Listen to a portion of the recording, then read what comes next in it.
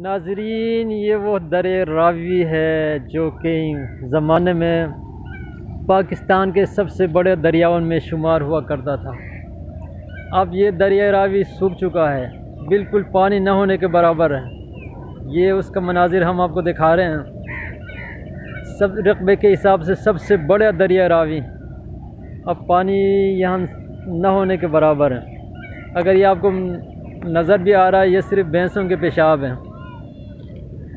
ये दरिया रावी, ये इसी दरिया रावी के ऊपर इंडियन सरकार ने 104 डैम बना रखा है। 104 डैम। इसकी वजह से पंजाब का जो ज़राअत था वो तबाह बर्बाद हो गया। यही मनाजिर हमको दिखा रहे हैं रावी, दरिया रावी का।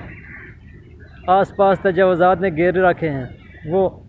वो सामने आपको पुल आ रहा है, दरिया रावी का पुल।